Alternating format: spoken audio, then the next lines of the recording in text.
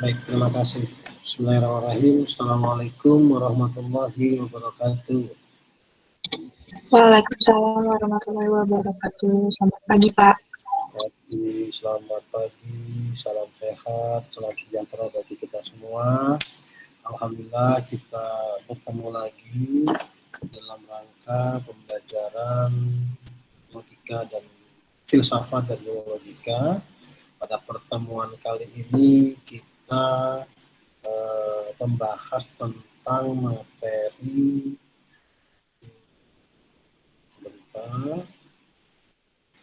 moralitas ilmu ya. Mungkin saya akan update ya dalam beberapa waktu ke depan di e-learning.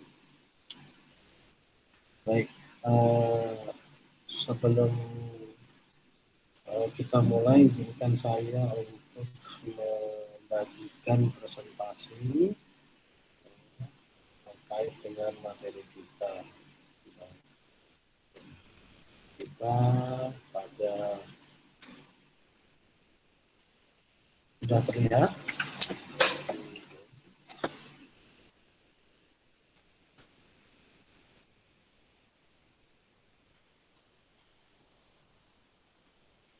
Sudah terlihat, Pak. Ya, kita bicara tentang moralitas ilmu ya. Kenapa ilmu itu harus dikaitkan dengan prinsip-prinsip moralitas ya. Katakan bahwa penerapan dari ilmu pengetahuan memiliki dimensi etis ya, sebagai pertimbangan dalam rangka proses perkembangan ilmu. Nah, dimensi etis ini merupakan kegiatan atau kemampuan yang dimiliki oleh ilmuwan ya dalam mengembangkan ilmu, memperhatikan dari nilai-nilai yang ada dan nilai-nilai yang berlaku. Mohon izin suara dan gambar saya bisa diterima dengan jelas? Halo? Bisa, Pak. Baik, ya. Terdengar dengan jelas, Pak. Jadi seorang ilmuwan harus mampu ya memperhatikan kodrat dan martabat dari manusia, nilai-nilai dari manusia. Kita sebagai manusia, sebagai makhluk yang bukan hanya memiliki akal, tetapi kita memiliki hati dan memiliki iman, harus diperhatikan kodrat dan martabat kita, menjaga keseimbangan ekosistem, bukan hanya kita berbicara untuk Bapak, mohon maaf, ya. Maaf memotong, saya Manda dari P027. Untuk PPT-nya berwarna hitam, Pak, di layar saya. Iya, memang warna hitam. Oh, belum ya, Pak, berarti? Belum ada PPT-nya apa bagaimana, Pak? Semua berwarna hitam atau gimana? Memang berwarna hitam. Baru ada, Pak. Tadi soalnya warna hitam semuanya. Terima kasih, semua. Pak.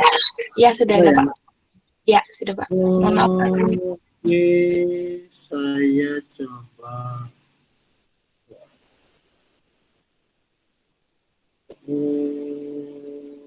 Terlihat?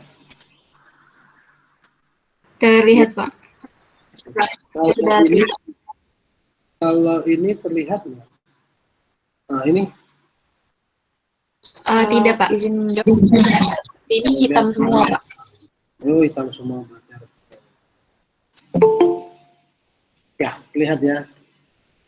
Siap, terlihat, Pak. Oke, jadi tadi kita lanjutkan bahwa seorang ilmuwan harus memperhatikan kodrat dan martabat manusia, nilai manusia, kemuliaan manusia yang bukan hanya mempergunakan akal dan pikiran, tetapi ada di dalamnya ada hati, keindahan, ada iman.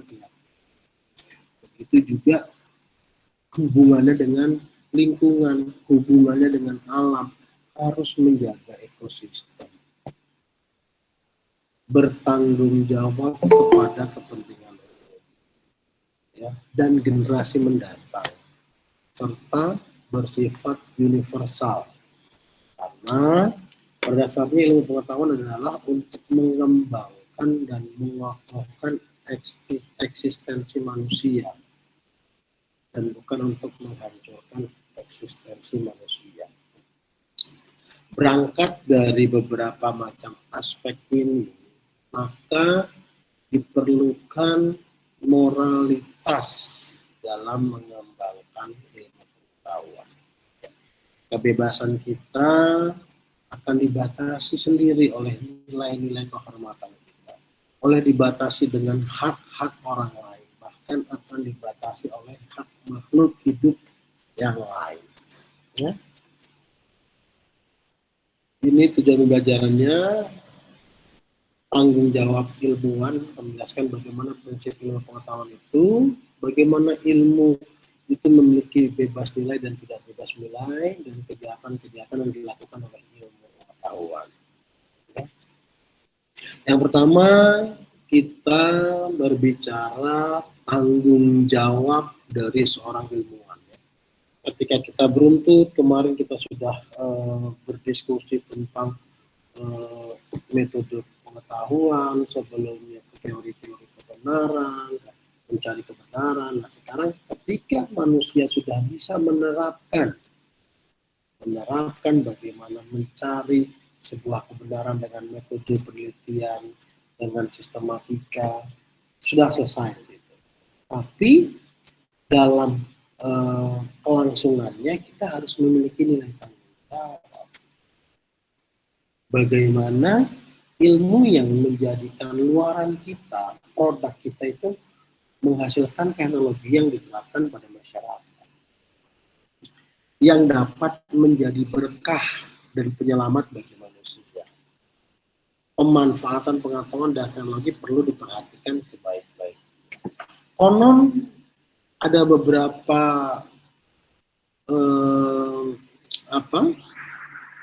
beberapa pandangan tentang COVID-19 ya, misalkan dari sisi negatifnya itu merupakan bagian tanggung jawab dari seorang ilmuwan. Bagaimana para ilmuwan itu bisa membuat sebuah virus perpaduan yang mungkin bisa dijadikan suatu produk yang memiliki nilai guna, atau justru malah bisa tidak memiliki keberkahan dan akan membuat dan melahirkan malapetaka bagi kehidupan manusia. Nah, ketika kita menemukan sesuatu yang sifatnya bermanfaat, saya katakan kemarin, bermanfaat itu bagi siapa? Apakah kita bermanfaat bagi umat orang banyak atau hanya untuk golongan tertentu?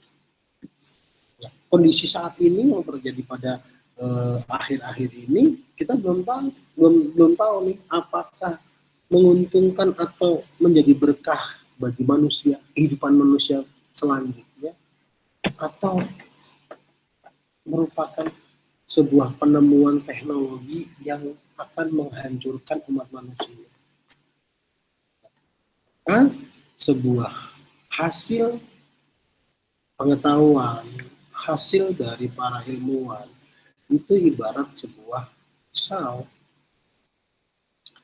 Ilmu itu pisaunya, tetapi kita adalah orang yang memegang pisau itu. Manakala kita kembali ke awal tadi, kita memperhatikan kodrat dan martabat manusia, pisau ini akan digunakan untuk mempermudah kehidupan kita, meningkatkan kualitas kehidupan kita.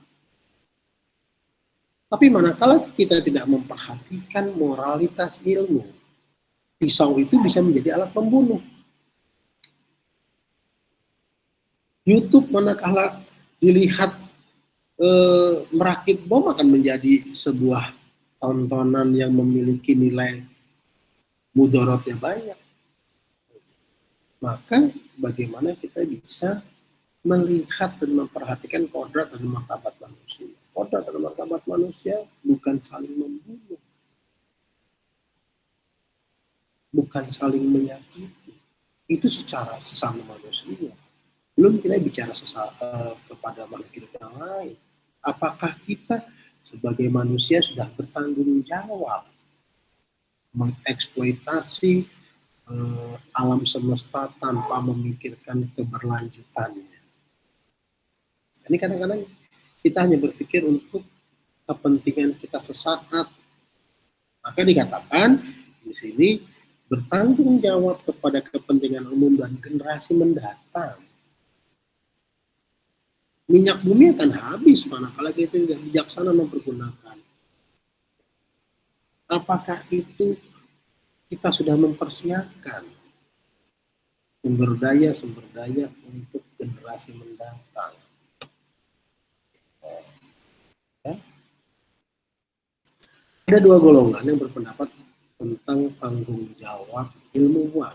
Yang pertama, ya, ilmu harus bersifat netral terhadap nilai-nilai baik ontologi dan aksiologi. Ilmuwan hanya menemukannya, terserah orang mau digunakan untuk apa. Baik, ini tadi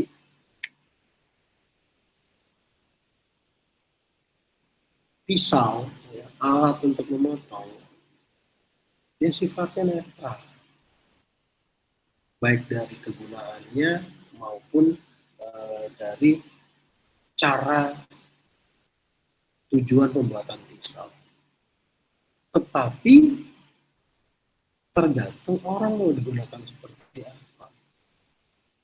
Jadi seorang ilmuwan juga harus memberikan disclaimer, ini tidak dianjurkan untuk dipergunakan yang mana tidak sesuai dengan tujuan Allah.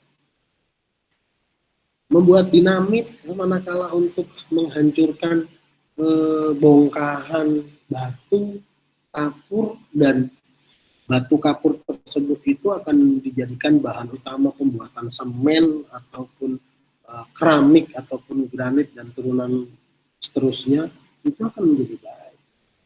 Tetapi sebuah dinamit yang tidak menjadi baik akan tidak memiliki nilai moralitas yang baik manakala digunakan untuk meledakkan salah satu tempat ibadah atau meledakkan tempat-tempat umum. Ini yang kita harus antisipasi. Tidak semua orang bisa bertanggung jawab sesuai dengan tujuan. Ada yang mengatakan bahwa netralisasi ilmu hanyalah terbatas pada metafisika keilmuan, sedangkan dalam penggunaannya harus berdasarkan nilai-nilai moral. Ini yang kaitannya kita bicara tentang isi atau pandangan orang, paham. Misalkan bicara paham tentang sosialis, atau bicara paham tentang komunis, itu hanya terbatas metafisika keilmuan. Bicara penggunaannya, setiap orang harus memiliki dan harus berdasarkan landasan nilai-nilai moral yang dianut oleh orang tersebut. Bicara nilai-nilai moral, walaupun sama, tapi tidak, bahasa saya ketipuk sama satu dengan yang lainnya. Moral itu relatif, tetapi ada batasan minimal yang harus kita penuhi. Misalnya dalam berpakaian, setiap orang memiliki batasan moralitas yang berbeda-beda, tetapi tidak jauh-jauh dari standar. Yang minimal menutup aurat. Ya. Kemudian ada 3 hal ilmu secara faktual telah digunakan secara destruktif oleh manusia. Nah, itu lagi dari perang dunia sampai bom atom, yang sifatnya secara moralitas merusak. Ilmu semakin berkembang, ilmuwan lebih mengetahui tentang ekses-ekses yang memungkinkan terjadi bila disalahgunakan. Jadi, yang pada saat itu kita hanya bisa menemukan sebuah ilmu atau menemukan sebuah produk pengetahuan, misalkan dinamit, Semakin berkembang, semakin bijak manusia. Dinamit ini tidak bisa diperjualbelikan. Karena apa? Bisa menimbulkan ekses-ekses atau akibat-akibat yang sifatnya negatif dan destruktif. Ini para ilmuwan sudah bisa membatasi dan mengklasifikasi beragam macam produk ilmuwan yang sifatnya publik atau yang sifatnya hanya bisa digunakan oleh orang-orang tertentu yang memiliki otoritas tertentu. Kemudian ilmu dapat merubah manusia dan kemanusiaan yang paling hakiki seperti pada kasus revolusi genetika dan teknik pembuatan sosial. Ini juga walaupun kita bisa pada beberapa saat yang lalu mengkloning manusia menjadi manusia yang satu dan persis genetikanya, ini juga masih ada perdebatan terkait nilai moralitas dan keyakinan. Jangankan bicara berkloning, kita menerapkan teknologi bayi tabung saja masih ada beberapa kelompok manusia yang menganggap itu tidak menerima takdir dari Tuhan secara keyakinan. Tapi di sisi lain dengan adanya perkembangan ilmu pengetahuan, kita bisa memilah dan memilih apakah anak kita nanti berkelamin laki-laki atau perempuan seperti apa yang kita inginkan. Bisa ditempuh oleh ilmu pengetahuan, namun masih ada beberapa gesekan-gesekan manakala dikaitkan dengan moralitas sistem moral dari peradaban manusia. Ya. Nah, ini merupakan contoh hasil ilmu pengetahuan yang akhirnya menjadi teknologi yang mampu menghancurkan dan merusak kehidupan manusia. Sampai di sini ada yang ingin kita diskusikan terkait bagaimana moralitas ilmu, bagaimana tanggung jawab seorang ilmuwan. Lanjut, ya. Ilmuwan tidak berhenti. Ilmuwan tidak berhenti pada penelaahan dan keilmuan secara individu, namun juga bertanggung jawab agar produk keilmuannya sampai dan dapat dimanfaatkan oleh masyarakat. Ini menurut Surya Sumantri. Jadi seorang ilmuwan, saya mengatakan bukan hanya seorang ilmuwan sebetulnya. Kita semua, pada pertemuan lalu saya sering sampaikan, yang pertama kita harus memiliki dalam beraktivitas, kita harus memiliki landasan yang kokoh, yaitu apa? Diawali dengan niat yang baik. Ketika Anda menjadi seorang ilmuwan, Anda menjadi seorang profesi nanti sesuai dengan apa yang Anda cita-citakan, pertama harus dilandasi dengan niat yang baik. Yang berikutnya, apa yang sudah kita lakukan, baik tugas kita sebagai ilmuwan atau profesi, ya, memiliki nilai kebermanfaatan. Ya tentunya manakala kebermanfaatan itu, apakah pola pikir kita, apakah perilaku kita, apakah tanggung jawab kita, gitu, sebagai profesi tertentu, kita memiliki nilai kebermanfaatan.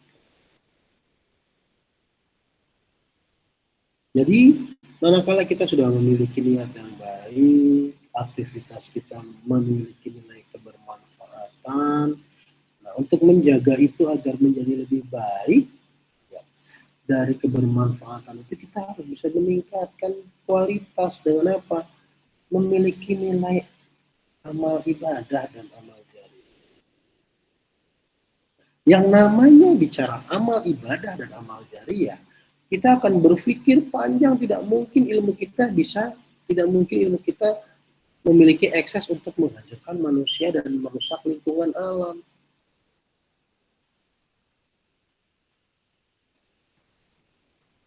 Karena tidak mungkin kalau kita memiliki pola pikir tidak menghancurkan manusia dan merusak lingkungan alam, maka kita akan berpikir lebih luas. Apakah kita memiliki kebermanfaatan hanya untuk kita, golongan kita, bangsa kita, atau kebermanfaatan buat seluruh umat manusia yang ada di dunia? Kebermanfaatannya seperti apa? Manakala bom atom ini kan memiliki kebermanfaatan yang sifatnya merusak, belum tentu semua umat itu mengatakan itu manfaat bom atom. Nah, agar tidak terjerumus dengan manfaat apa yang sifatnya merusak dan memutuskan ekosistem manusia, kita harus filter dengan memiliki nilai ibadah.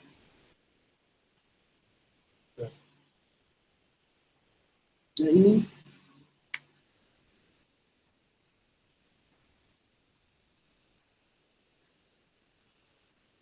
teknologi, katakan teknologi. Apakah kita bisa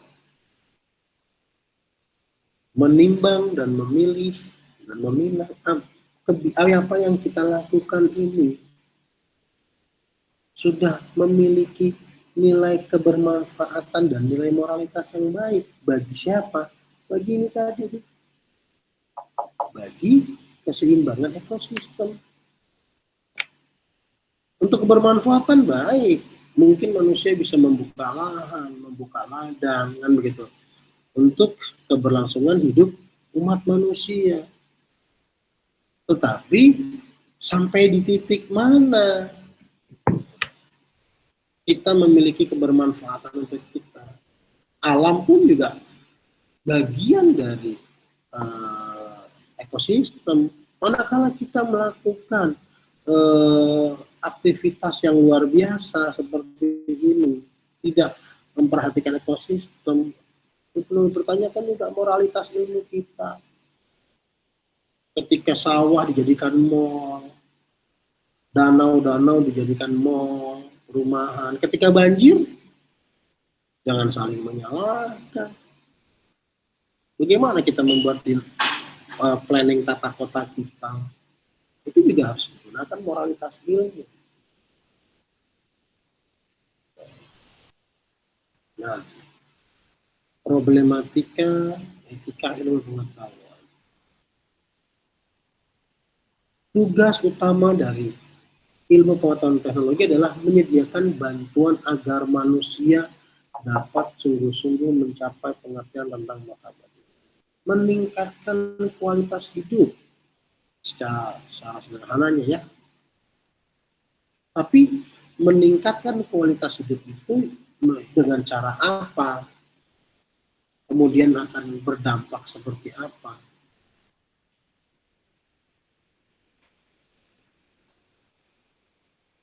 Apakah tadi katakan bahwa dalam rangka meningkatkan kualitas hidup kita membuka lahan dengan masif secara besar-besaran, sehingga itu akan menjadi bencana alam yang tidak bisa kita prediksikan. Ketika lahannya menjadi gundul, memasuki musim penghujan, banjir bandang, banyak kejadian-kejadian yang bisa kita ambil hikmahnya. Manakala kita membangun di kawasan puncak tidak sesuai dengan peruntukannya, umpama contoh. Itu bagian apa? Bagian dari kita menyediakan bantuan agar manusia dapat mencapai atau memudahkan atau memuliakan atau meningkatkan kualitas hidup. Maka dalam rangka mengembangkan ilmu pengetahuan, bagaimana menyikapi etika dan problematika ilmu pengetahuan, kita harus melihat, kita harus memfilter dengan berbagai macam pertimbangan dan indikator. Tujuannya apa? tadi di awal sebutkan. Bagaimana kita bisa menjaga keseimbangan ekosistem, bertanggung jawab terhadap kepentingan umum dan generasi mendatang. Cadangan minyak sudah semakin menipis. Generasi kita yang akan datang akan menggunakan apa? Maka kita juga harus berpikir dengan energi alternatif. Kita harus berpikir bagaimana penghematan energi, bagaimana kita lebih selektif dan lebih efektif dalam menggunakan energi. Tujuannya apa? Bertanggung jawab kepada generasi yang datang. Maka keluarlah hybrid, maka keluarlah sekarang mobil listrik, yang gitu. EV, electrical vehicle, kan begitu. Itu bagian dari apa? Bagian dari menjaga keseimbangan ekosistem. Gitu. Ya. Yang berikutnya, selanjutnya kita bicara tentang ilmu bebas nilai atau tidak bebas nilai. Rasionalitas ilmu pengetahuan terjadi sejak zaman René Descartes yang bersifat skeptis sebagai metode yang meragukan segala sesuatu kecuali dirinya yang sedang ragu-ragu. Sikap ini berlanjut pada masa Aflatun, suatu era yang merupakan usaha manusia untuk mencapai pemahaman rasional tentang dirinya dan alam. Bicara ilmu bebas nilai. Bebas nilai adalah sebuah tuntunan terhadap setiap kegiatan ilmiah agar didasarkan pada hakikat ilmu pengetahuan itu sendiri. Ya. Ilmu pengetahuan menolak campur tangan faktor eksternal yang tidak secara hakiki menentukan ilmu pengetahuan sendiri. Jadi begini, yang dikatakan ilmu bebas nilai adalah sebuah ilmu pengetahuan manakala dia fokus untuk mencari sebuah kebenaran, mencari sebuah produk, mencari sebuah teori yang sifatnya, tujuannya untuk memudahkan kehidupan manusia. Contoh, ketika kita mengembangkan vaksin COVID-19, manakala ilmu dipandang dari sudut bebas nilai, maka dibuka pintu seluas-luasnya ya, dalam rangka mencari, memformulasikan, dan memadukan sehingga tercipta vaksin COVID-19. Bagaimana tidak bebas nilai? Manakala dalam proses pencarian ilmu pengetahuan itu, contoh, bagi Muslim tidak diperkenankan dengan ingredients itu apa namanya bahasa Indonesia, dengan bahan-bahan tertentu. Maka seorang ilmuwan tidak bebas nilai lagi, dia harus memahami pola-pola. Dalam menemukan vaksin COVID-19, sebetulnya bagus nih pakai unsur yang A gitu ya. Tetapi unsur A ini tidak diperkenankan oleh agama atau sistem sosial tertentu. Sehingga tidak menjadi bebas nilai lagi. Dipengaruhi oleh aturan, dipengaruhi oleh kebijakan dan lain sebagainya. Itu yang dikatakan bebas atau tidak bebas atau tidak bebas nilai. Nah, yang dikatakan bebas nilai harus bebas dari pengaruh eksternal. Ya tadi itu, misalkan kita bikin vaksin tidak dipengaruhi oleh hal haram, tidak pengaruh oleh faktor politis, ideologi, agama, dan sebagainya. Yang bebas nilai, kita bicara dari sisi sudut pandang ilmu. Manakala kita bicara dari nilai ilmunya, seluas-luasnya kita harus mencari kebenaran. Ya, seperti itu. Jadi dikatakan ada beberapa faktor dikatakan bebas nilai. Yang pertama, faktor-faktor tadi, eksternal, politik, ideologi, ekonomi, dan seterusnya. Kemudian kebebasan ilmiah dalam mendorong terjadinya otonomi, ilmu pengetahuan dibuka keran sebebas-bebasnya. Dan penelitian tidak luput dari pertimbangan etis yang sering itu menghambat kemajuan ilmu. Bicara cloning, yang gitu lah, itu tidak etis. Itu kita bicara ilmu pengetahuan bebas nilai, tanggalkan semua itu dengan cara apapun. Tapi ilmu yang bebas, yang tidak bebas nilai, ya ini tadi dipengaruhi oleh beberapa aspek. Baik, sampai di sini ada yang ingin ditanyakan?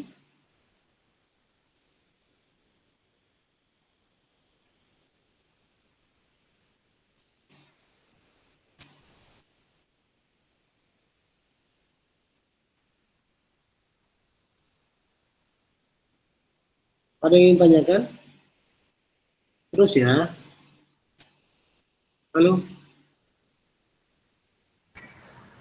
Iya, Pak. Baik, Anifah, terima kasih. Nah, kemudian yang berikutnya adalah sikap ilmiah apa yang harus dimiliki oleh seorang ilmuwan.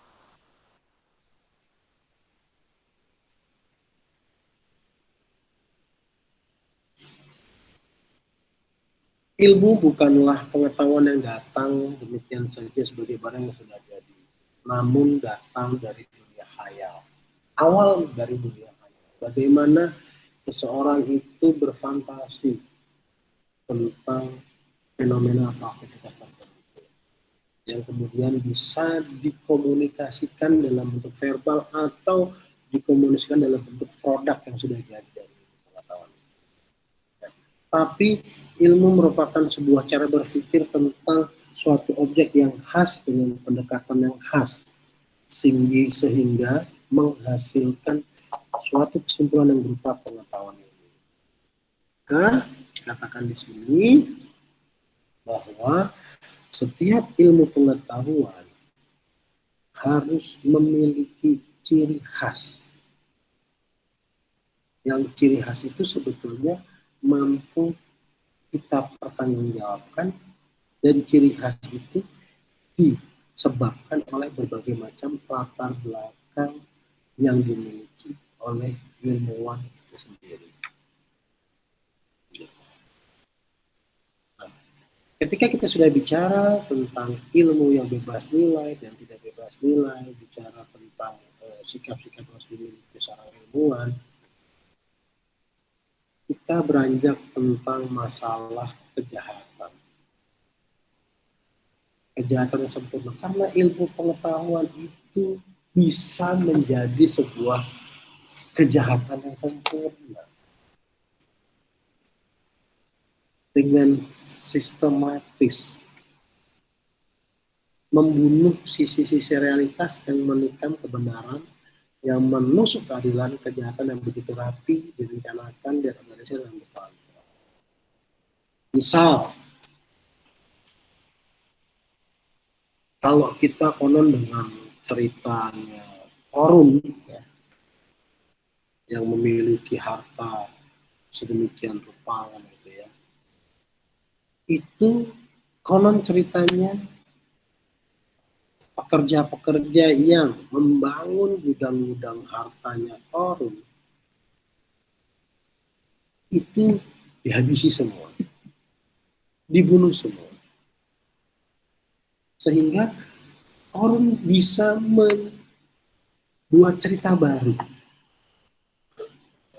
membuat cerita baru tentang bagaimana dia mendapatkan hasil harta tersebut dan menyimpannya, dan merupakan itu cerita baru itu mengklaim bahwa semua ini hasil dari payah korupsi. Nah, kejahatan yang sistematis ini bisa membunuh realitas.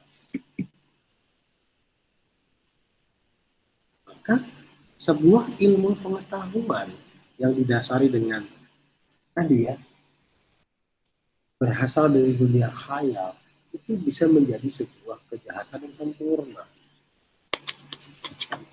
Saya tidak mau menggiring opini Anda terkait dengan kejahatan yang sempurna dengan kondisi saat ini ada di dunia, tapi saya coba contohkan Korun lah, masa lalu.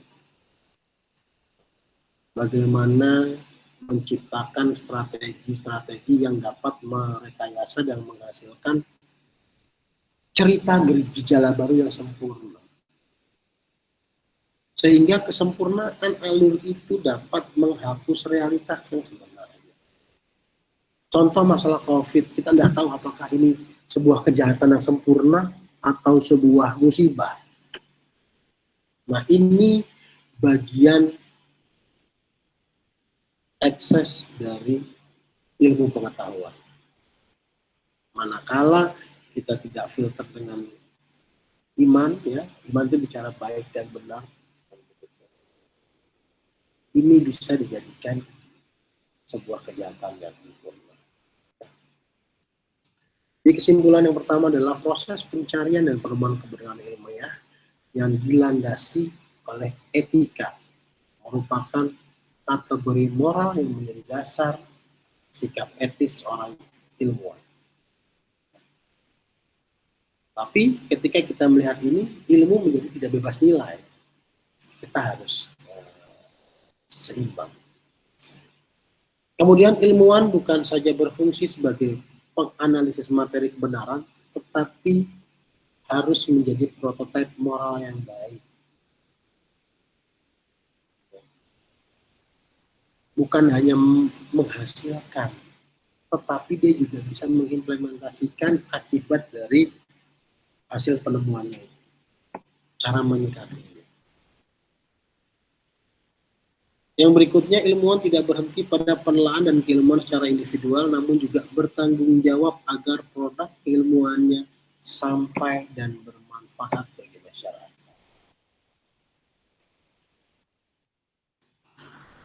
Mungkin itu kesimpulannya juga yang bisa kita dapat dari pertemuan kali ini. Berikutnya, apakah ada pertanyaan atau ada tanggapan yang bisa kita jadikan untuk berdiskusi hari ini? Saya buka slot.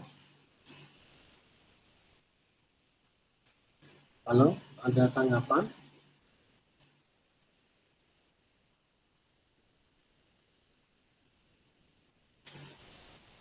Bapak, mohon maaf, Bapak ingin bertanya. Iya, Nabila, silakan. Nama saya Nabila Khairunnisa, NRP 032. Bapak, kalau untuk menjadi suatu ilmuwan yang baik itu, kalau misalnya nanti kita melakukan suatu kesalahan itu, Pak, dalam mengkaji suatu ilmu. Nah, itu bagaimana ya, Pak? Biar hal itu tuh maksudnya bisa tertutupi gitu, Pak. Terima kasih banyak, Pak. Terkadang kita bicara tentang sebuah penemuan,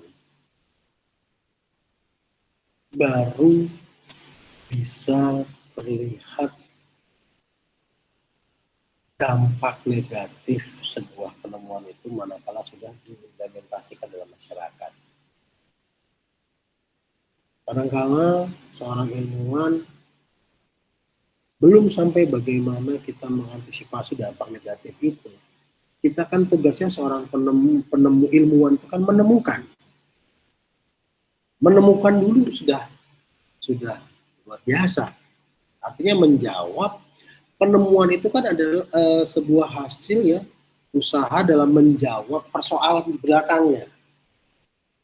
persoalan di depan, masa lalu. Kita terkadang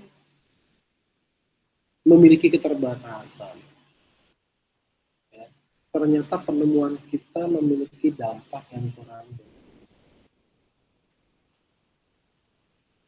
Nah, itu biasanya manakala sudah diaplikasikan. Nah, idealnya seorang penemu atau seorang ilmuwan juga harus mampu memberikan tuntunan bahwa produk ini diberikan disclaimer, ya gitu ya, akan baik manakala dengan kondisi seperti ini. Kadang kita bisa menemukan di sebuah produk-produk tertentu yang sifatnya teknologi ya saat ini, hasil akan maksimal manakala kan gitu kan, dengan kondisi A, B, C, dan D. Itu bisa dijadikan untuk disclaimer kita untuk menjelaskan atau mendampingi teori-teori penemuan kita manakala dalam aplikasinya suka terjadi misunderstanding. Tapi kemungkinan untuk penyalahgunaan itu sangat banyak ya, si sahabat Nabila. Karena seorang ilmuwan tidak berpikir hasil penemuannya itu digunakan untuk kejahatan. Gitu loh. Seorang penemu lampu pijar ya, James Watt ya, itu tidak berpikir ini lampu ini bisa digunakan untuk membantu seorang maling dia jadikan center tengah malam untuk ngerampok rumah. Dia tidak berpikir begitu. Dia hanya berpikir positifnya bahwa dia menemukan kabel pijar itu untuk menerangi aktivitas manusia pada saat kegelapan. Nah, aktivitas manusia yang pemakai ini kan tidak bisa dikendalikan oleh James Watt. Maka ekses dari penemuan ini sebetulnya tidak bisa kita kendalikan.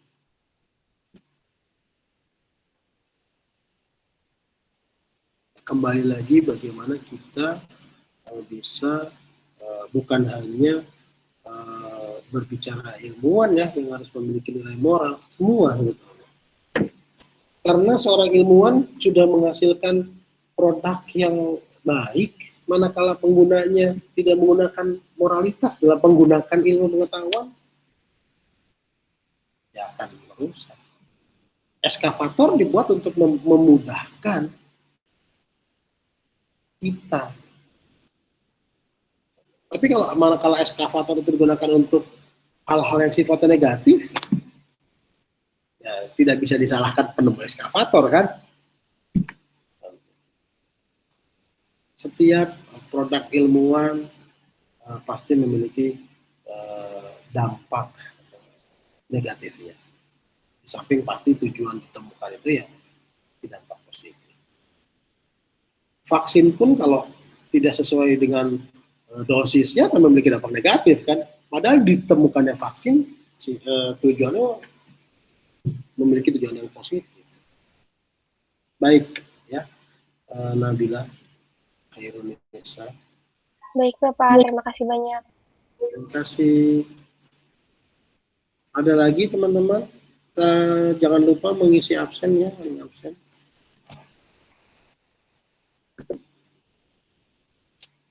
Fakih, aman?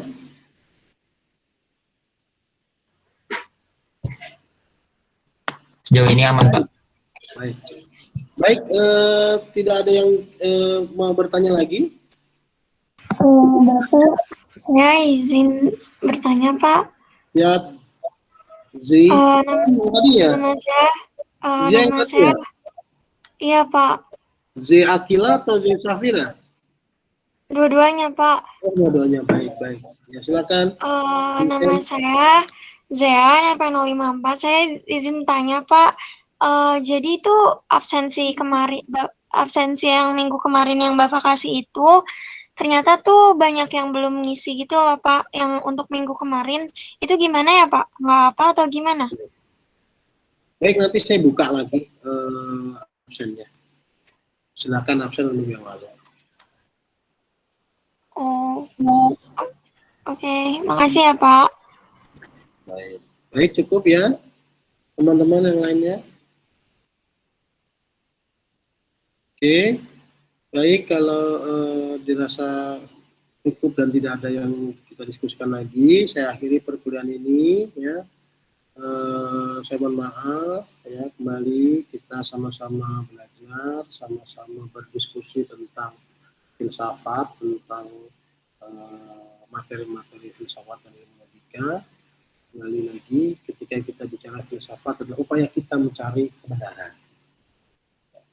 Jadi ketika bicara upaya kebenaran dari berbagai macam sudut pandang, kita harus lihat aspek-aspek pendukung dalam rangka mencari sebuah kebenaran.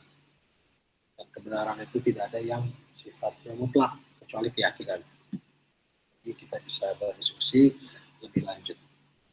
Baik, serasa mungkin ini yang dapat saya sampaikan. Semoga memiliki nilai kebermanfaatan. Semoga aktivitas kali ini kita dijadikan amal ibadah, ya, gitu. Dan semoga Allah Subhanahu Wa Taala Tuhan Yang Maha Esa selalu memberikan kemudahan dan kesehatan bagi kita serta orang-orang yang kita cintai. Ya. Baik, sekali lagi terima kasih partisipasinya. Kita lanjutkan minggu depan. Oke, assalamualaikum warahmatullahi wabarakatuh. Waalaikumsalam warahmatullahi wabarakatuh. Terima kasih. Terima kasih Pak.